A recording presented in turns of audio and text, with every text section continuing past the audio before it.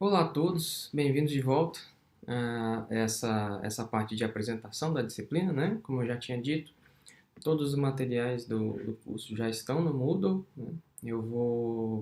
Vocês vão ver que eu vou liberando aos poucos.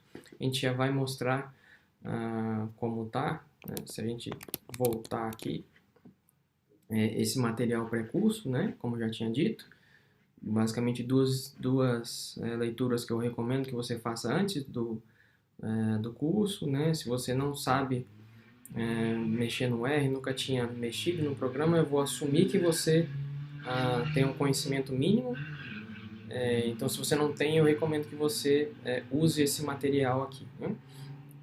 E aqui, essa primeira aula, a gente vai ver que eu vou falar um pouquinho sobre esses assuntos, então tá aqui mais material sobre isso, além dos slides da aula, bibliografia recomendada.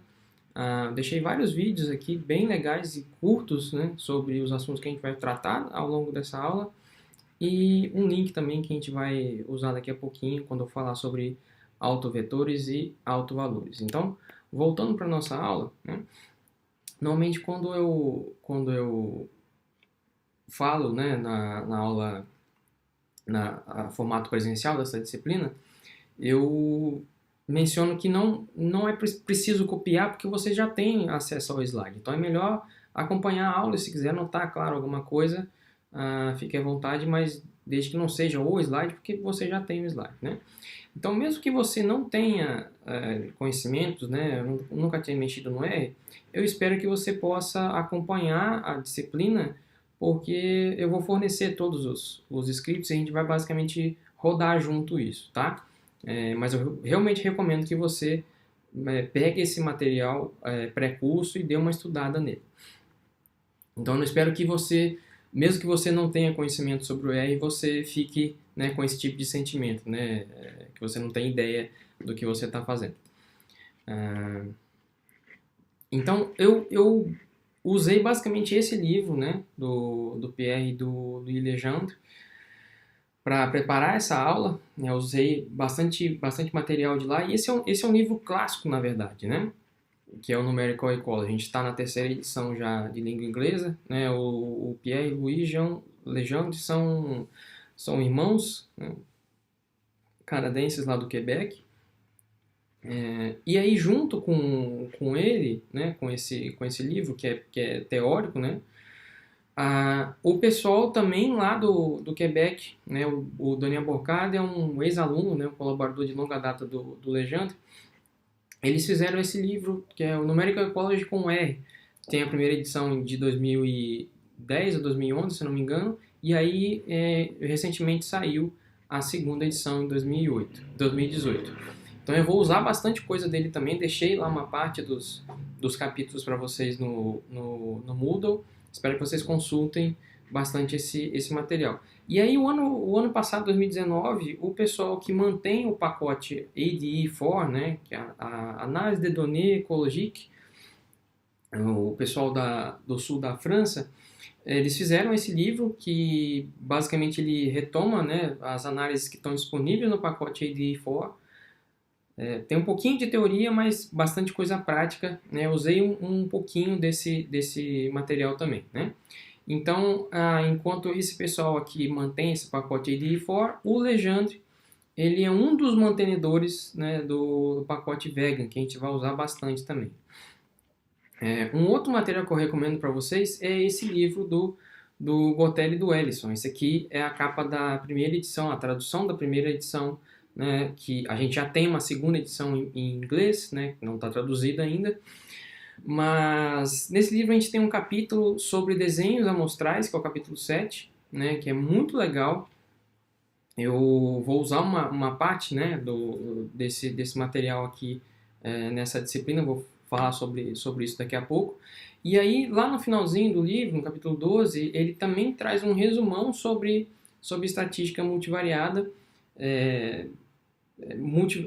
algumas análises que a gente vai ver, né, PCA, as mais básicas, ordenação, agrupamento. Então eu recomendo que você consulte também esse. E aí o pessoal que mantém um software, né, que é o PCOD, eles também fizeram um livro, né, que é um livro misturado com o manual do programa, né, que é o McCone Grace. Então aqui também é um livro muito legal, que ele resume bastante coisa, tem quadros, resume, a gente vai usar bastante isso, e foi um material que me ajudou muito a entender multivariada no começo, quando eu estava estudando. Então eu recomendo bastante. Então espero que depois disso todo mundo esteja pronto para começar de fato a disciplina. Então bora lá, faca na caveira. A gente vai ter uma semana bastante cheia aí, bastante informação. Então, antes de falar de fato sobre multivariada, sobre o conteúdo da disciplina, eu quero falar sobre desenhos experimentais, né? A gente vai ver que a multivariada ela tem diferentes aplicações, né, dependendo do seu tipo de pergunta e do tipo de estudo que você está fazendo, né? Então, para saber de fato qual teste usar, qual análise aplicar aos nossos dados, a gente precisa saber qual é a natureza do nosso estudo. Então, eu vou falar sobre esse conteúdo, né? O que são estudos observacionais, experimentais, quais as diferenças deles, e também aonde tudo começa, que é uma boa pergunta. Eu vou dar dicas sobre como fazer uma boa pergunta científica, né? Porque ela é que vai guiar toda não só o desenho do estudo, mas também a análise depois, né? Então, a gente tem esse material da Ruxton e Colgrave, que é esse livrinho aqui, que eu acho simplesmente excelente. A gente já está na 4ª edição. E aí no finalzinho dele, a gente tem esse quadro, que resume basicamente o que eles falam ao longo desse capítulo 2, né, do livro. Então, olha lá, a primeira coisa que a gente tem que fazer, onde começa tudo, é com uma boa pergunta, uma pergunta científica clara, né? Então, a partir disso, a gente formula uma hipótese, né, para tentar explicar ou para dizer o que a gente espera que aconteça, como a gente espera que a natureza se comporte. A partir dessa hipótese, a gente deriva as nossas predições, que é de fato o que a gente vai testar. A gente não testa as hipóteses, né? A gente testa as predições derivadas da hipótese. E aí a gente tem que conferir, claro, se as predições elas derivam logicamente da nossa hipótese, né? E uma outra coisa bastante importante é ter certeza de que as nossas predições são testáveis, né? Eu vou bater bastante nessa tecla daqui para frente. Então nos próximos slides, eu vou explorar um pouco mais esse conteúdo. Então, olha só, como que a gente faz uma boa pergunta científica? Então, a primeira coisa que a gente tem que fazer, assim como eu mostrei no slide anterior, né, é ter certeza, né, garantir que ela seja testável, né, ou por meio de estudos observacionais ou por meio de estudos experimentais, né? Então, para que algo seja testável, ele tem que ser, a gente tem que garantir que ele tenha, né, parâmetros mensuráveis, né? As variáveis têm que ser mensuráveis. Então, eu vou dizer que uma boa pergunta científica, ela tem que conter claramente o que a gente vai medir, né? Que vão ser, na maioria das vezes, na grandíssima maioria das vezes, as variáveis respostas, ou dependentes, né? São sinônimos, e as nossas variáveis preditoras, ou independentes. Então eu vou mostrar alguns exemplos aqui e eu peço que você tenha atenção, né, aos verbos utilizados, né? Isso vai ajudar bastante a gente formular perguntas mais claras e mais objetivas. Então, por exemplo, a gente pode se perguntar qual a relação entre x e y, qual é o efeito do fator x no y, como o fator x influencia o fator y, né? Como a mudança em x afeta o y. Então aqui eu estou usando o x como um exemplo, né? Uma representação da minha variável preditora e o y como uma representação da minha variável resposta. Então, olha só, as palavras-chave eu até destaquei aqui, né, que a gente usou nesse exemplo. Então, relação, efeito, influência, né, afeta, esses são tudo são palavras que transmitem para o leitor a ideia de relação causal que você quer testar, né? Então elas são muito, muito importantes, são muito... seria legal que se você usasse alguma variante delas, né? E por outro lado, evite questões do tipo sim ou não, ou para as quais as respostas são sim ou não, né? Por que eu estou dizendo isso? Porque esse tipo de questão ela não é muito interessante, né? Sob o ponto de vista científico. Ela não sugere outras questões, meio que ela termina em si mesmo, né? Então não é uma coisa muito interessante sob o ponto de vista de um estudo, de um projeto científico. Então alguns exemplos aplicando aquela lógica que eu acabei de dizer para você. Então olha só, existe diferença entre as áreas? Essa aqui a gente vai ver que não é muito uma boa pergunta, né? A gente vai ver daqui a pouquinho por quê, né? Só que a gente pode elaborar um pouco mais ela. Então, olha só, qual a influência do tipo de solo, né? Olha só, tipo de solo no crescimento de pinos, né? Então, olha lá, pegando aquelas ideias, estou usando essa palavrinha-chave influência, e aqui, olha só, do tipo de solo no crescimento. Então, aqui já dá ideia para o leitor de que você quer testar seu tipo de solo. O que vai ser isso? Minha variável preditora, no crescimento de pinos, que é o que você quer saber, né? Que é a sua variável resposta. Então, esse tipo de pergunta, ela já resume bastante coisa, né? E fica bastante clara isso para o leitor, né? Uma elaboração um pouquinho a mais, né? Qual o efeito da quantidade de nitrogênio do solo na taxa de crescimento per capita de árvores adultas do gênero Pinus?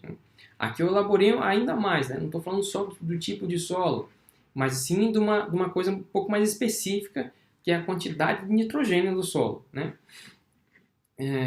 Uma outra variante disso, né? A quantidade de nitrogênio do solo aumenta a taxa de crescimento per capita de pinos, né? Aqui eu estou deixando claro já, além da minha pergunta, eu já estou dando uma ideia de hipótese, né? Uma ideia de direcionalidade, que é essa palavrinha aumenta. Assim, eu estou predizendo que a minha quantidade, à medida que a quantidade de nitrogênio aumenta, vai também aumentar a taxa de crescimento per capita do gênero Pinus. Eu posso testar isso depois, né? Então, olha só. Existe diferença entre as áreas? Não é uma boa pergunta porque ela não me informa muita coisa, né? Aqui eu não tenho nem a minha variável preditora, nem a minha variável resposta. É uma coisa um pouco mais, muito ampla, muito genérica, né? Agora, se eu te disser sobre influência do tipo de solo, né? O efeito da quantidade de nitrogênio, né? Se a quantidade de nitrogênio aumenta a taxa de crescimento, aí, claro, eu já estou falando, sendo um pouquinho mais específico, eu estou passando uma ideia mais aberta, né? Então, uma outra forma da gente representar isso, que eu gosto bastante, é por meio de um fluxograma. Então, aqui, cara, essa é uma pergunta bastante simples, então não vai ser lá tão complicada de fazer esse fluxograma, mas a gente pode representar aquela mesma pergunta dessa forma, né? Então, aqui eu tenho uma caixinha, né, com a quantidade de nitrogênio, que vai ser a minha variável preditora, e eu espero que ela tenha um efeito positivo na taxa de crescimento per capita, que é a minha variável resposta, né? E aqui eu posso exemplificar isso, né, ou elaborar um pouco mais isso, colocando a minha hipótese do porquê que eu acho que esse efeito vai ser positivo, né? Porque eu estou assumindo que as moléculas orgânicas envolvidas no processo de crescimento de plantas, né, tem um efeito nesse processo. Então, eu espero que quanto maior a quantidade de nitrogênio, maior seja a taxa de crescimento.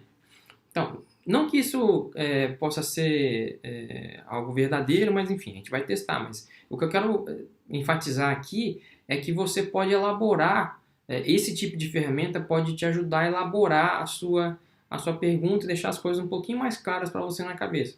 Então, esse é uma fase importantíssima do planejamento do estudo, né? Porque as primeiras coisas têm que ficar claras para a gente, para depois a gente pensar em coletar o dado e aí ainda mais analisar, né? Claro que essa não é uma disciplina de planejamento experimental, nem nada disso, né? Vocês com certeza vão ver ou já viram isso em outro lugar, mas eu quero dizer que esse raciocínio ele tem uma importância, né? Ele tem um lugar nas análises de dados, né? Então, esse tipo de raciocínio também a gente enfatiza, né, nesse capítulo de livro que a gente publicou recentemente, né, que é a ideia de você ter um fluxograma, né, e você exemplificar, né, qual é a relação que você espera entre as suas variáveis, se é uma relação positiva ou negativa. Isso, de novo, te ajuda a entender o sistema com o qual você está trabalhando. Então, além disso, a gente tem alguns conceitos importantes, né? Então, por exemplo, qual é a unidade amostral? Agora que a gente já tem uma pergunta, a gente tem que pensar em como a gente vai coletar os dados para testar essa pergunta. Então, a gente tem que ter ideia de unidade amostral. Qual é a unidade amostral que a gente tem que usar para testar a nossa pergunta? Então, para testar aquela pergunta do nitrogênio e do crescimento, eu vou amostrar um plot de floresta, ou um talhão, né, de pinos, né, que vai representar a minha população de árvores. Quais vão ser as nossas réplicas? Né? Vários plots distribuídos numa floresta. Mas será que eu uso uma única floresta ou é melhor a gente replicar, né, isso em várias florestas? Isso depende um pouco da sua pergunta, né, e aonde está a maior variabilidade dos seus dados. Se está dentro de uma floresta entre esses plots, ou se um talhão de floresta, por exemplo, for muito homogêneo, né, é mais fácil, ou é melhor, né, você replicar as florestas, né?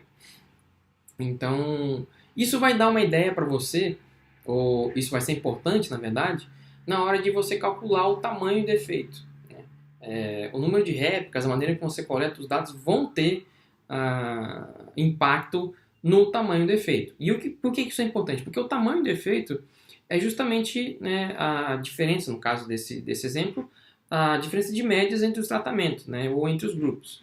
E isso vai te dar uma ideia de poder de teste, né? Então, quanto maior o tamanho maior o poder do teste, maior a sua capacidade de detectar um efeito quando ele existe, né? Tá, então agora que eu decidi se eu vou coletar ou plots, eu vou replicar ou plots dentro de uma mesma floresta ou várias florestas, quantos plots e quantas florestas eu amostro?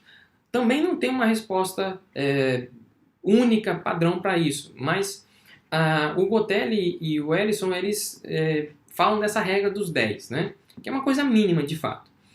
O que é essa regra dos 10? Então, para cada variável preditora que eu estou adicionando ao meu modelo, eu preciso coletar pelo menos 10 unidades amostrais. Tá bom? Então, por exemplo, se eu quero testar simplesmente o efeito do tipo de solo, então eu pelo menos tenho que ter 10 plots ou 10 florestas. Se eu quero testar o efeito não só do tipo de solo, mas também a quantidade de água no solo, eu preciso de pelo menos mais 10, né? E aí como é que eu sei? Né? Uma outra maneira de você pensar em termos de o que eu replico, plot ou floresta. Eu tenho que encontrar em qual escala vai estar a variabilidade natural dos dados. Eu não tenho como saber isso a priori, na maioria dos casos. Então, o que eu faço? Eu uso estudos piloto, né? Que são estudos que, de fato, não vão entrar, né? Os dados que eu coleto nessa fase não vão entrar na minha análise, mas eles servem para me ajudar a entender o que está acontecendo no sistema, né? E aí sim planejar melhor um estudo mais definitivo. Então, a partir do momento que a gente tem esses dados em mãos, a gente pode começar a trabalhar com eles, né? Então, a gente já vai analisar isso direto, assim? Não. Né? O que é mais recomendado é que a gente entenda melhor os dados, a gente visualize esses dados antes de começar, de fato, a modelar eles. Então, existe uma fase, né, do nosso protocolo de análise que é chamada de análise exploratória de dados. Né? E é aqui que uma das grandes usos da estatística multivariada vai ajudar a gente a visualizar melhor os nossos dados, né? Para a partir daí partir para um modelo de fato descritivo, né? E a partir da ideia de você incorporar esses mecanismos subjacentes, você pode pensar no modelo causal e de fato pensar se você vai usar um modelo experimental, né? Ou observacional. Tá, mas aí, a partir disso, como é que você escolhe se você vai fazer um estudo observacional ou experimental? Né? Então, vamos falar um pouquinho sobre as diferenças dele. No caso dos estudos observacionais, a gente vai ver que uma grande característica deles é que eles não permitem a gente inferir qualquer tipo de relação causal entre as nossas variáveis, né? Inferir causalidade. E por que isso? Porque nesse tipo de estudo observacional a gente não tem controle sobre as nossas variáveis, né? Nem o que a gente está interessado e nem as variáveis que são confundidoras, que são variáveis que não estão sendo medidas, mas que podem influenciar a relação entre as variáveis que a gente está interessado. Então isso impede que a gente tenha algum tipo de inferência, que a gente faça algum tipo de inferência causal. E além disso, né, a gente não garante ou não pode garantir, na maioria das vezes, que as nossas réplicas elas sejam independentes, né? Isso contraria, isso fere os pressupostos da maioria dos modelos, né? Claro que tem maneiras de você fazer, né, mesmo com estudos observacionais, fazer algum tipo de inferência causal. Uma das maneiras de você fazer isso é usar a análise de rota, né, que é um tipo de equação, modelagem de equação estrutural. Eu não vou falar sobre isso, mas se você quiser, tem literatura sobre isso, né? Então eu recomendo que você procure. Então, basicamente a gente tem esses dois livros aqui, que é o Bill Shipley, do Bill Shipley, que é um outro canadense, que é um livro bastante clássico sobre isso, né, que é Cause and Correlation Biology. E toda a parte matemática, até um pouco filosófica desse tipo de abordagem, está nesse livro aqui do Judea Pearl, que é Causality, né? A gente tem uma segunda edição já em inglês aqui. Então, a partir disso, a gente pode pensar, né, em outro tipo de abordagem para evitar essas, ou pelo menos levar em conta essas variáveis confundidoras. Isso inclui, por exemplo, né, você adicionar covariáveis no modelo, explorar os dados para ver o que está acontecendo, para ver se tem algum tipo de padrão inesperado, ou fazer algum tipo de partição nos dados, né? A gente vai ver isso aqui lá nas aulas de ordenação, né? E o outro lado dessa história, os estudos experimentais. Então, os estudos experimentais eles têm essa característica de permitir, eles sim são a única forma de fato de inferir causalidades, né? Por quê? Por que eles conseguem fazer isso? Porque eles de fato, a gente consegue fazer aliás, qual característica deles que permite a gente inferir causalidade? Uma delas é a aleatorização, né? O que quer dizer isso? O fato da gente atribuir aleatoriamente as nossas unidades amostrais aos tratamentos ou aos grupos faz com que as variáveis confundidoras que possa existir ali, né, no nosso sistema, elas ficam distribuídas de forma aleatória entre os nossos grupos ou os tratamentos, né? E isso faz com que a gente elimine esse tipo de variável confundidora e possa de fato atribuir ao grupo ou ao tratamento o efeito na nossa variável resposta, né? Então, a aleatorização nos estudos experimentais é a chave, né?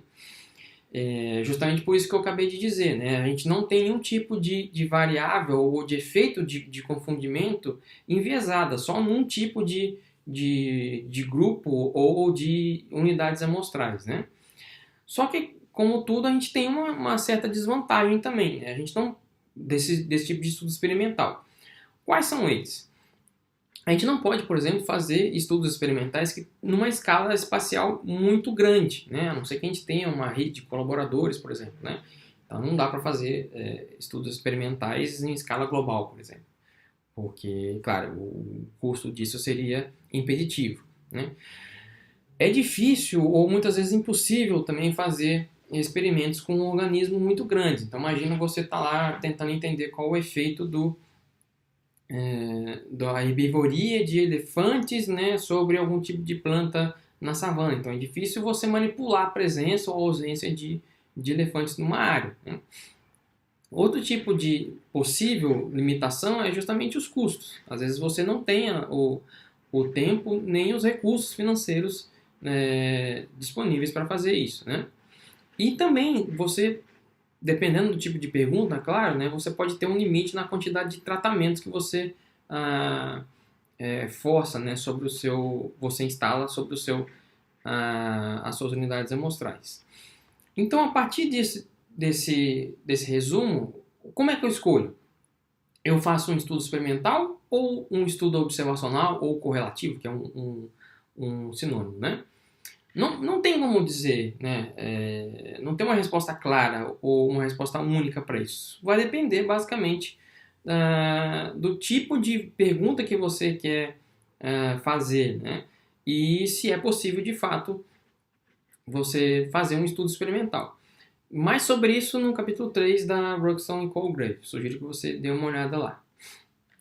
Então aqui eu vou exemplificar dois tipos de estudos observacionais bastante comuns em ecologia e biologia animal, para os quais a gente vai usar, vai aplicar, né, estatística multivariada.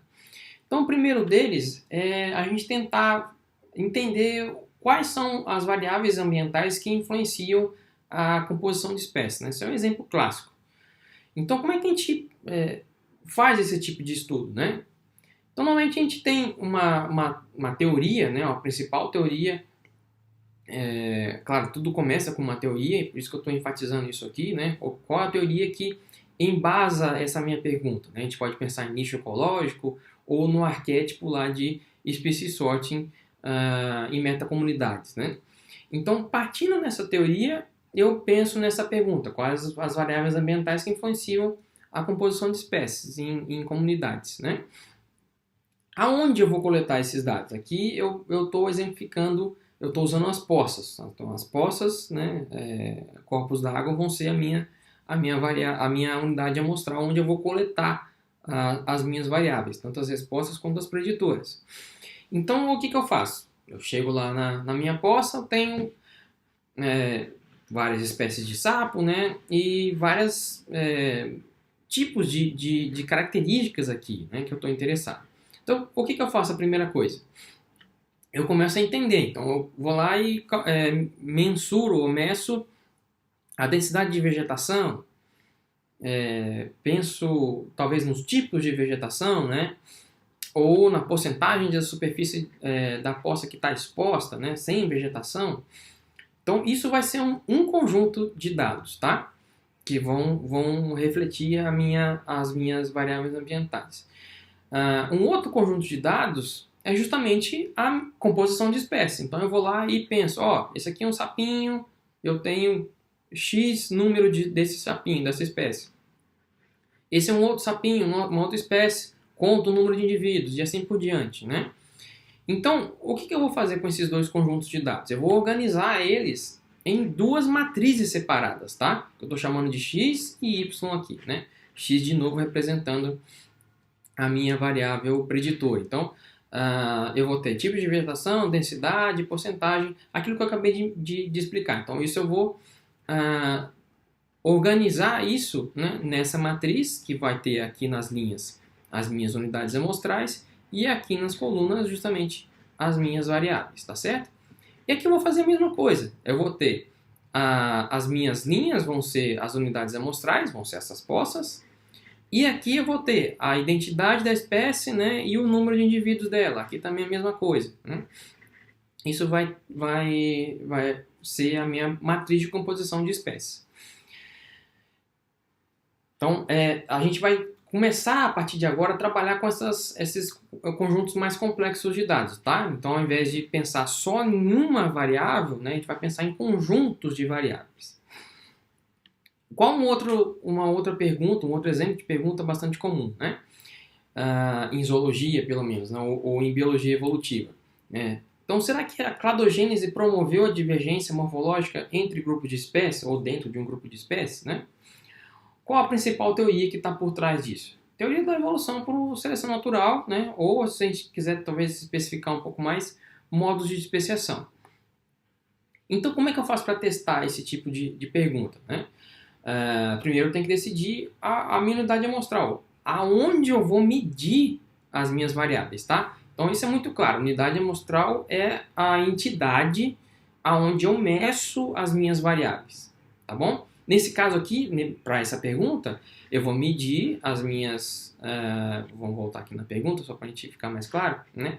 Divergência morfológica, né? Em grupo de espécies. Então, a minha unidade amostral vão ser justamente indivíduos, né? De uma espécie ou uma linhagem, né? Um grupo de espécies. Então, o que eu faço, né? O que de fato vão ser as minhas variáveis? Eu posso pensar, talvez, em morfometria tradicional, né? Que usa distâncias lineares. E aí eu tenho meu sapinho ou qualquer outro tipo de grupo e eu vou lá e meço, né? Comprimento da coxa, né? Comprimento do antebraço, comprimento da mão, etc. Eu posso pensar em vários tipos de variáveis, né? Tamanho do pé, etc, etc. Então, isso vai me gerar um conjunto de dados multivariados. Por quê? Porque eu vou trabalhar com várias unidades, né? Desculpa, várias variáveis, né? Largura da cabeça, tamanho do corpo, etc. Se eu vou pensar em outro tipo de abordagem, eu posso usar, por exemplo, morfometria geométrica, que ao invés de pensar em distâncias lineares, né, eu uso justamente o posicionamento, né, desses marcos anatômicos, né, ou landmarks, para medir a forma de um organismo. Né? De qualquer forma, a gente vai terminar com uma matriz muito parecida com essa. Né? Então, tem a unidade amostral nas linhas e as minhas variáveis nas colunas. Tudo bem? É esse tipo de dado que a gente vai terminar. Só que isso traz um pouco de problema porque, como eu disse, é um conjunto de dados complexo, então tem, sei lá, vários números aqui, então é difícil tirar algum tipo de conclusão, difícil de visualizar isso, né? A gente pode, talvez, fazer algum tipo de média ou mínimo, máximo, né? Que é basicamente calcular estatística descritiva, né? Das minhas variáveis lineares aqui. Mas isso ainda não ajuda muito a gente entender o que está acontecendo com os nossos dados. Então, é justamente para isso, né, uma das principais aplicações da estatística multivariada é justamente lidar com essa grande quantidade de dados. Né? Ela vai ajudar a gente a resumir, a entender esses dados complexos, né, grandes. Então, a gente diz que o objetivo, né, um dos principais objetivos da estatística multivariada é justamente reduzir a dimensionalidade dos dados. O que é uma dimensão dos dados? É justamente cada variável daquela. Cada coluna da nossa matriz, né, se a gente voltar aqui, cada coluna dessa é uma dimensão dessa matriz, tudo bem? Então isso ajuda a gente a entender melhor qual que é a estrutura de correlação entre as minhas variáveis, né, entre essas colunas. Uma outra forma de pensar nisso é medir dissimilaridade entre objetos, né, que vão ser as minhas unidades amostrais, e os descritores, que vão ser as minhas variáveis. Né? Uma outra objetivo de as análises de agrupamento ou análise de discriminante é justamente encontrar grupos, né, nos nossos dados. Isso aqui é um tipo de aplicação que ficou bastante em voga agora com essas técnicas de inteligência artificial, né, aprendizagem de máquina. A maioria das coisas que a gente vê nesse tipo de aplicação, a gente, na verdade, vai ver aqui, porque eles usam estatística multivariada e eles estão preocupados basicamente em encontrar grupos, definir grupos, né? Ou atribuir, às vezes eles estão interessados em atribuir a um grupo, né, uma unidade amostral. Então você dá uma informação para ele, um dado, e você quer que ele encontre em qual grupo, a qual grupo esse conjunto de dados, esse dado pertence, né? É um resumão sobre inteligência artificial e aprendizagem de máquina aqui. Então, as análises multivariadas elas vão servir tanto como análises exploratórias, né, como a gente viu, mas também elas vão servir para teste de hipótese. Né? Então, algumas análises que a gente vai ver lá para frente, a gente pode modelar uma matriz, né, em função de outra matriz que vai conter as minhas variáveis explanatórias, né, ou preditoras, A gente tem outro, por exemplo, a permanova também é um tipo de teste que pode ser inferencial, né? Então, de novo, enfatizando aquilo que eu disse há pouco, né? É muito importante a gente saber ter uma pergunta, saber que tipo de estudo a gente está lidando, para saber qual tipo de análise a gente vai usar, né? Então, aqui, de novo, esse é um quadro resumo lá do livro do McCune e Grace, dos vários tipos de aplicações de estatística multivariada. Então, a gente tem a análise de comunidade, que é parecido com o que eu dei o exemplo agora. A gente pode ter aplicações em análises taxonômicas, como o que eu mostrei, né, há pouco também, e outras que eu não vou discutir, mas a gente pode ter. Então, ele explica aqui onde a gente vai medir isso, né, quais são as unidades amostrais ou objetos, e quais são os meus descritores, né? São os atributos, o que eu vou medir, né, na minha unidade amostral, dependendo do tipo de estudo. Então, esse é um slide do professor Adriano Mello que também resume isso, né? Quando a gente está pensando em análises univariadas, a gente pensa normalmente que a partir de agora a gente vai chamar isso de um vetor, né? Então, é uma variável que tem uma única coluna, que é a minha variável y, né? Que vai ser modelada em função de, né? Isso que quer dizer esse til, modelada em função de uma ou mais variáveis preditoras, que vão ser o x, né? Então, a gente pode pensar, por exemplo, em modelos lineares, né? Por exemplo, regressão, ANOVA, etc. No caso das variáveis da estatística multivariável, a gente vai trabalhar com matrizes, né? Como eu já tinha dito. Então, o nosso y ele não vai ser mais um vetor, ele vai ser uma matriz. Então, ele vai ser um conjunto de vetores, né? Então, a gente pode pensar, talvez, entender o que está acontecendo nessa matriz usando a análise de ordenação ou classificação, né? Se ao invés de uma matriz quadrada a gente tiver uma matriz triangular, que é uma matriz de distância, a gente pode pensar em Mantel, né? A gente vai ver isso mais para o fim do curso. Se a gente quer predizer uma matriz em função de uma variável só, a gente pode pensar em MANOVA, né? Ou MANOVA baseada em distância.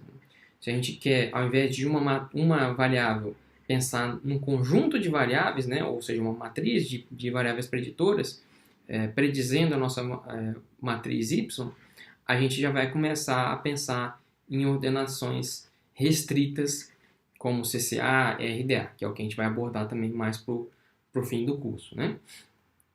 Então, aqui um outro quadro resumo do McCune e Grace que também mostra para a gente que tipo de pergunta a gente pode ter em análises multivariadas e que tipo de análise a gente pode usar para responder esse tipo de pergunta, né?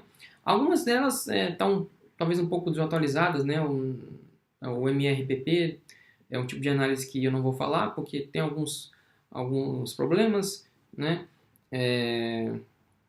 De poder, enfim.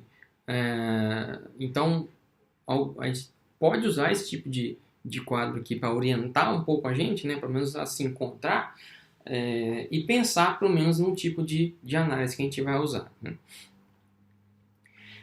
Então, a partir disso, eu vou falar um pouquinho sobre do histórico, de onde que surgiram essas análises. Agora que a gente sabe em que tipo de contexto ela é usada e a gente sabe mais ou menos, né, como é que elas funcionam, eu vou explicar como elas surgiram, né, em qual contexto histórico elas surgiram e como elas foram introduzidas em ecologia, né, e biologia animal também, né. Então, essas análises elas foram concebidas basicamente num contexto, né, da virada do século XIX para o século XX, e elas eram usadas inicialmente para responder perguntas psicométricas, né, que é basicamente teste de QI, né, e também em aplicações sociológicas. A gente, essas coisas, basicamente, hoje em dia, a gente chamaria até de pseudociência, né? A gente vai discutir um pouquinho isso. Então, senta que lá vem história. Vou falar só um pouquinho, tá? Então, se a gente pensar lá no fim do século XIX, né? Do começo do XX, o que estava acontecendo no mundo, na Europa, basicamente, né? Então, as potências europeias, elas se reuniram, né? para basicamente organizar a exploração da África e da Ásia, chamado ou referido, né, como a partilha da África e da Ásia. Então, o que elas vão fazer é basicamente lotear grandes parcelas, né, da África e da Ásia entre as potências europeias. Então, né, o Egito ficou sob domínio britânico, assim por diante, né? Só que eles não podiam simplesmente chegar, né, e ocupar um país sem ter nenhum tipo de motivação, né, um tipo de justificativa para isso. Então eles tinham que embolar algum tipo de narrativa, digamos assim, para justificar essa dominação, né, que é basicamente o colonialismo. Então, o que começou a ser feito? Né, alguns pesquisadores eles começaram a desenvolver técnicas, né, de medição, e eles começaram a medir, né, vários tipos de distância de cabeça, basicamente, né, formato de nariz, etc., de europeus, e, claro, começaram a fazer isso também com outros povos de outras etnias, né, como vários povos africanos, etc. E o que eles concluíram? A gente tinha aqui o mesmo tipo de conjunto de dados que eu acabei de mostrar para vocês lá dos sapiens. Eles tinham vários tipos de distância, né, física entre partes do corpo, basicamente. E como é que eles vão usar isso? Eles precisavam de alguma forma de resumir esse conjunto de dados bastante grande, né? Então é isso que aí é nesse contexto histórico que começa a surgir as análises multivariadas, né? Então a partir disso eles começaram, né, a criar uma certa narrativa de que os povos europeus eram mais próximos eram superiores, né, porque eram mais distantes dos nossos parentes, os primatas não humanos, né? Um tipo de claramente pseudociência. Então a gente sabe muito bem onde isso foi parar, né? Porque essa divisão da África e da Ásia, claro que foi baseada na capacidade bélica dos países, né? Então, basicamente, países que não eram unificados naquela época, a Alemanha, ou que tinham sido unificados há pouco tempo, Alemanha e Itália, ficaram com poucas porções, né, desses países. E aí surgiu dos motivos para a Segunda Guerra Mundial, né? Além disso, a gente tem justamente o uso dessas medidas para justificar a ideia de que os povos germânicos descendiam de uma raça ariana mítica, né? Porque eles tinham justamente as feições ou as medidas do corpo diferentes dos outros povos, né? Então, antes um pouquinho da Segunda Guerra, né, a gente já tinha as consequências disso, que a gente pode chamar, né, ou muita gente chama, do primeiro genocídio da era moderna, que é uma coisa que normalmente a gente não fala muito, mas foi algo que aconteceu na Namíbia. Então, esse era um país, né, na parte sul da África que ficou sob domínio alemão. Então, entre 1904 e 1908, esses dois povos, essas duas etnias, né, os Herero e os Namaquas, eles foram mortos, né? Uma grande quantidade de pessoas foram assassinadas, né? E o que aconteceu? Os crânios dessas vítimas elas foram levadas para a Alemanha justamente para suportar, né, para embasar esse programa de pesquisa, digamos assim, que é justamente fazer essas medidas para justificar a ideia de que os povos germânicos eram diferentes e eram superiores, né? E a gente pensa assim, nossa, mas isso aconteceu há tanto tempo, né? 1904, 1908, comecinho do século XX. Só que olha só, né? Isso aqui é uma notícia da BBC News que os descendentes, né, dessas vítimas da Namíbia estavam reclamando os restos mortais dessas pessoas, porque elas tinham sido levadas para a Alemanha na época e não tinham sido devolvidas até pelo menos até 2018. Então é uma coisa que é um pouco triste porque isso acaba voltando, né, de tempos em tempos. E aí um dos expoentes, digamos assim, dessa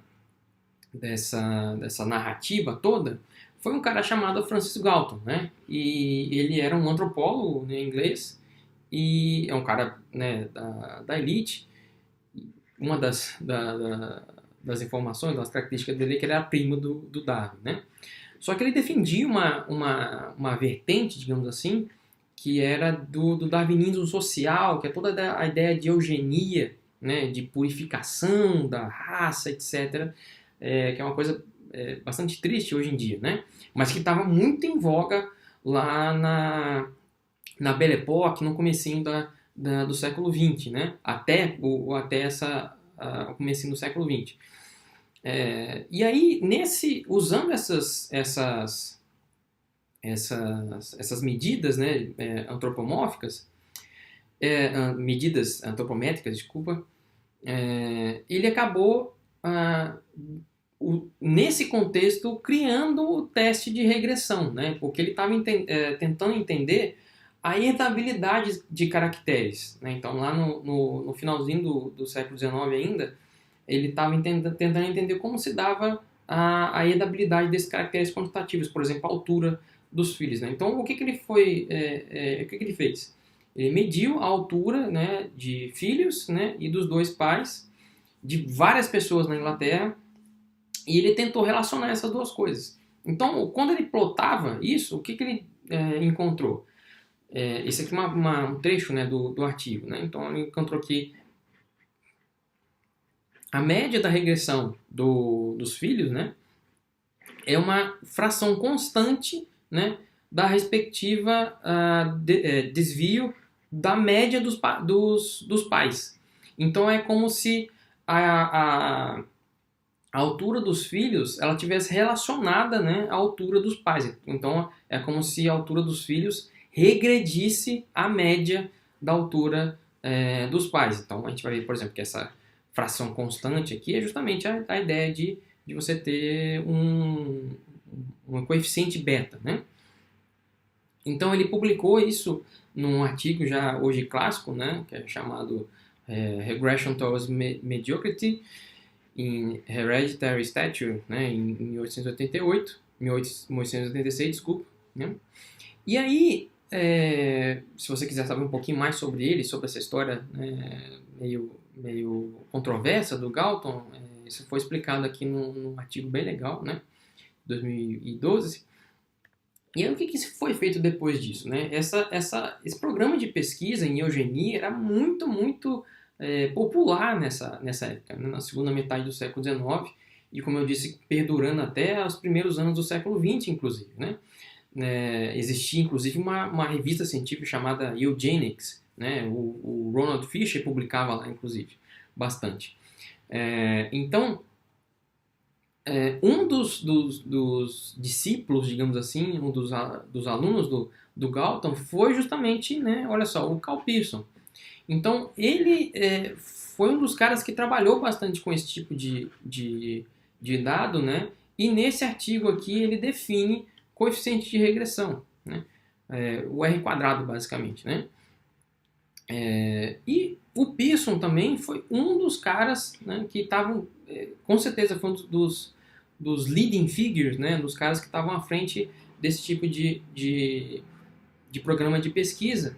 E trabalhando com esse conjunto complexo de dados, nesse artigo aqui, ele define, ele cria a análise em 1901, né, que ele foi publicado, ele cria a análise de PCA, né, de análise de componentes principais. E esse aqui é o artigo que descreve isso. Então, essa é a primeira, né, meio incrível de pensar, mas essa é a primeira figura de uma PCA, de uma ordenação, um diagrama de ordenação com PCA, né? Então ele cria toda a regra por trás. Então, claro que antes ele já tinha desenvolvido a ideia de correlação, né, de Pearson, etc., sobre a qual a PCA é baseada, né? Usa a ideia de correlação para trabalhar ou para criar esses eixos, né? Que a gente vai ver daqui a pouquinho como que eles são criados. Então essa história, hoje em dia, é bastante fantástica, né? E um pouco absurda. Ela está contada, para quem quiser saber um pouco mais, ela está contada magistralmente nesse livro aqui do Carl Zimmer, que eu tenho aqui, né? É um livro um pouquinho grande, mas assim, você lê rapidamente porque a narrativa do Zimmer é simplesmente fantástica, né? E ele conta toda essa história da eugenia, de como esse programa de pesquisa foi criado, né? Incrivelmente isso surgiu lá nos Estados Unidos, como isso afetou a educação americana, enfim, muito, muito legal mesmo. E para quem quiser saber um pouquinho por trás dessa da relação do Galton, do Pearson e do Fisher, o comecinho do desenvolvimento da estatística que a gente usa hoje, eu recomendo esse livro aqui, que é Uma Senhora Toma Chá. Muito legal, muito. Esse não é tão grande quanto o She Has Her Modern Life. É mais fininho, mas conta tudo isso também numa linguagem muito legal. E como eu disse, né, com esse tipo essas medidas morfométricas, elas eram usadas para justificar justamente essa superioridade e criar essas ideias e junto com as medidas psicométricas, né, eram usadas para testes de QI, né? Então o Stephen Jay Gould ele fala de todas as falácias envolvidas nesses testes nesse livro que é bastante clássico, né? Já que é A Falsa Medida do Homem. Recomendadíssimo os 3. Então, sabendo aonde, né, ou quando elas foram criadas, em qual contexto histórico, como é que elas foram introduzidas na ecologia, né? Então, elas foram usadas primeiramente lá na meada da década de 50. Então, o primeiro artigo que usa essas análises de ordenação, né, que é um sinônimo disso, né, das ordenações irrestritas, Factor Analysis, por esse senhorzinho aí, o David Goodall, né, que faleceu, né, ele escolheu morrer em 2018 por eutanásia, ele é australiano, e ele foi o primeiro cara que trouxe, né, aplicou essas análises de ordenação irrestrita para dados de levantamento de comunidades vegetais, né? Já em 57 a gente também tem um pouco mais de desenvolvimento disso, né?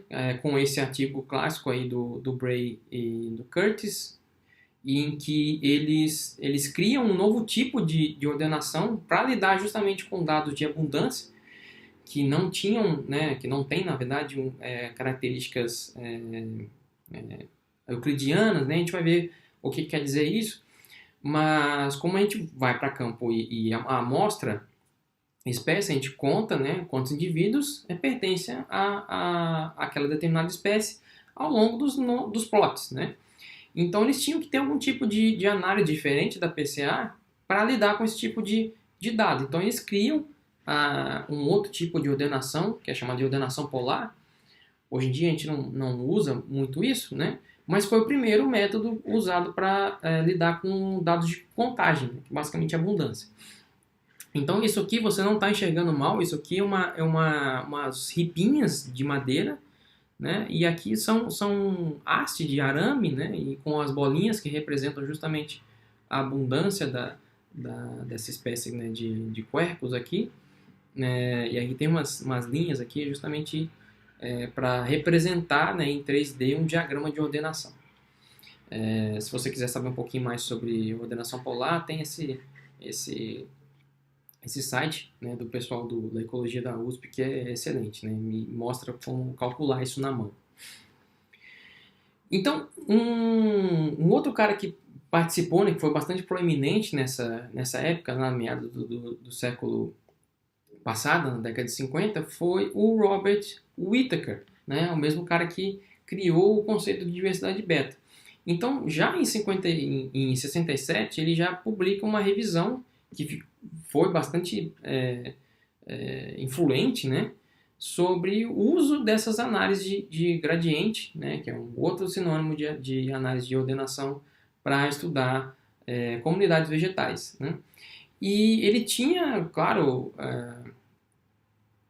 ele tinha embasamento para falar disso porque ele era um dos caras envolvidos, né, nesse tipo de estudo, né. Então, em 56, ele já tinha amostrado ao longo de um gradiente elevacional, né, altitudinal, as comunidades vegetacionais das chamadas Great Smoky Mountains, né, que ficam aqui no leste dos Estados Unidos. Então, a partir do tipo de vegetação, o tipo de espécies que eram encontradas ao longo desse gradiente altitudinal, ele classificava, né, esse tipo de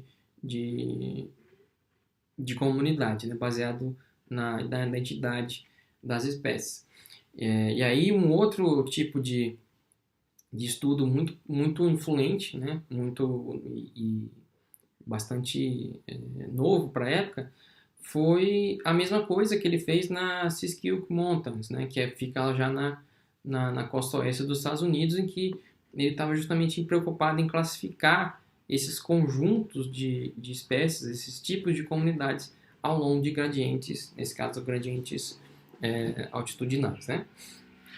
Então aqui a gente vê que existe um delay, né, na criação ou na proposição de análises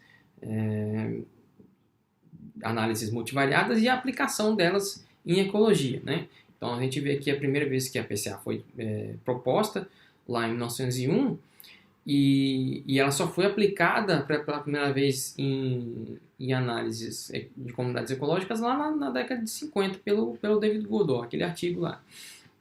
Então por quê? Porque essas análises aqui, né, a PCA depois foi redescoberta pelo Hotelling na década de 30, e em 35 a gente tem uma outra análise, que é a análise de correspondência.